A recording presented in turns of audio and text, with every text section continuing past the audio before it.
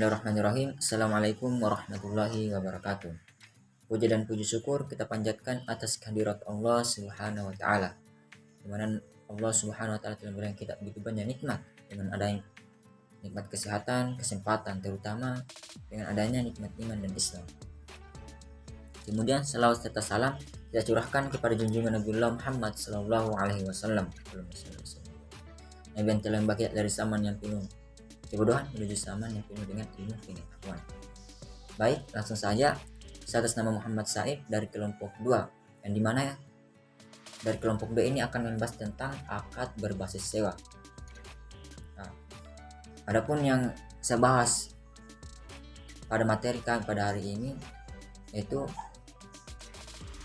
konsep ijarah. Adapun pengertian dari ijarah itu berasal dari bahasa Arab yang memiliki makna imbalan atau upah sewa atau jasa. Istilah ijarah pada umumnya digunakan dalam perbankan syariah.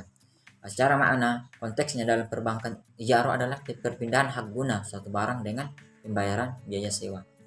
Secara terminologi, ada beberapa definisi yang dikemukakan oleh para ulama fikih, di mana ulama Hanafi mendefinisikannya dengan transaksi terhadap suatu manfaat dengan imbalan.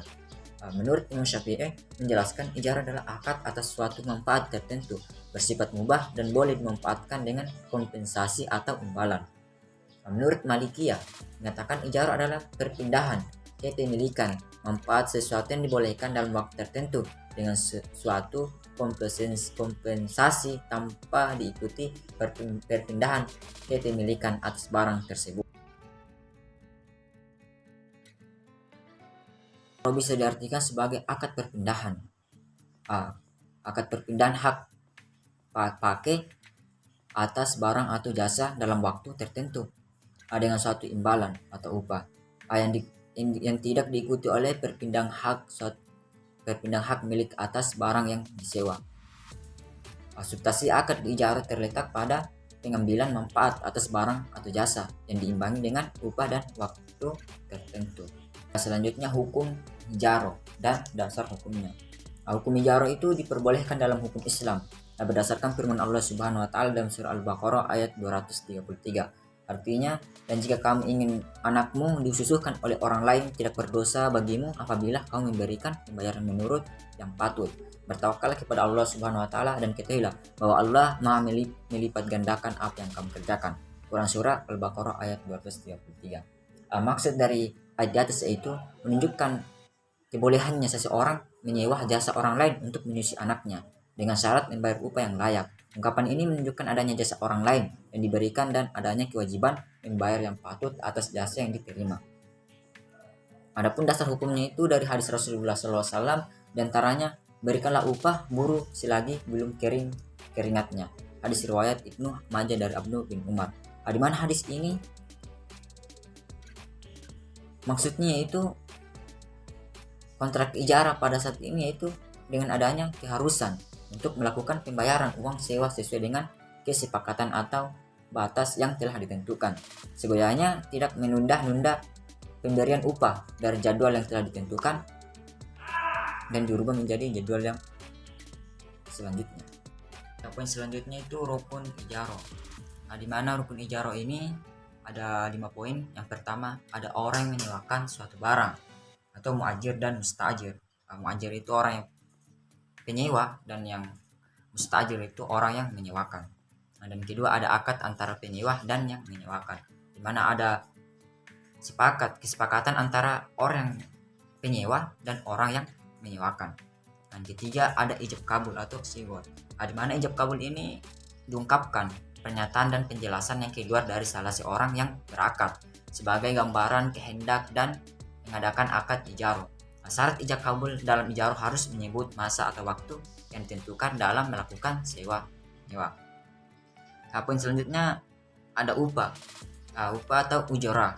Di mana bisa kita ketahui bahwa ketika upah tersebut atau barang yang ingin di akad ijarahkan tidak ada, maka sudah pasti akad ijarah dikatakan tidak akan berjalan. Yang poin terakhir, ada manfaat baik antara pihak yang menyewakan dan pihak penyewa. di mana barang tersebut harus ada manfaatnya, baik bagi orang yang menyewakan ataupun dari pihak yang penyewa. Selanjutnya ada syarat ijaro. Di mana syarat ijaro ini ada 6 poin. Yang pertama itu kedua pihak harus balik dan berakal, tidak mabuk. Jadi dalam hal ini anak-anak tidak disyaratkan untuk melakukan akad ijaro dan orang gila. Dan adapun orang mabuk ketika melakukan ijaro pada saat mabuk, maka ijaronya itu tidak dianggap sah. Dan kedua pihak yang melakukan transaksi memiliki kerelaan dan tidak didasarkan suatu paksaan dari pihak manapun. Di mana kedua belah pihak di sini harus sama-sama rela. Tidak ada paksaan dari ayah, orang tua atau orang lain. Poin ketiga, barang yang menjadi objek transaksi harus jelas adanya. Di mana barang tersebut harus jelas dan ditahu jenis dan bentuk barang tersebut dan manfaatnya. Poin keempat, barang menjadi objek transaksi harus halal sesuai dengan syariat Islam. Jadi barang yang tidak halal atau haram atau barang yang dicuri, maka tidak disyaratkan untuk diakad ijarahkan, karena syaratnya akad ijarah itu harus barang yang halal sesuai dengan syariat Islam. Poin kelima, barang yang menjadi objek transaksi menjadi hak mujar atas seizin pemiliknya. Jadi barang tersebut harus ada seizin pemiliknya.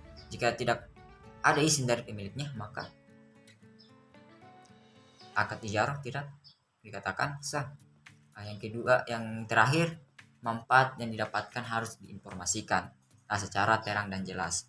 Di mana manfaat tersebut harus diinformasikan supaya penyewa atau yang menyewa mengetahui secara jelas dan terang.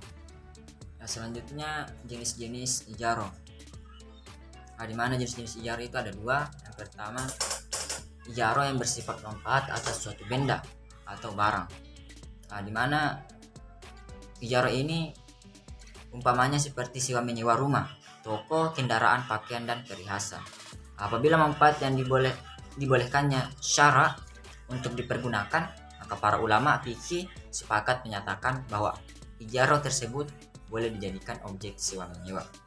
Yang kedua yaitu ijaro yang bersifat manfaat atas pekerjaan atau jasa. Di mana ijaro tersebut yaitu dengan cara mempekerjakan seseorang untuk melakukan suatu pekerjaan. Hal ijaro seperti ini menurut para ulama fikih hukumnya boleh apabila jenis pekerjaan itu jelas, seperti buruh bangunan, tukang jahit, buruh pabrik, dan tukang sepatu. Mungkin itu yang sempat saya paparkan pada kali ini tentang konsep ijaro. Sebelum itu, dari materi yang saya sampaikan yang tadi saya paparkan, saya mengambil dari buku Fikih Muamalah yang ditulis oleh Dr. Andes Harun MH. Bisa teman-teman lihat di PowerPoint yang telah saya tampilkan. Jadi mungkin itu yang sempat saya sampaikan atau paparkan pada hari ini. Kurangnya mohon dimaafkan. Wabillahi taufiq wal hidayah. Assalamualaikum warahmatullahi wabarakatuh.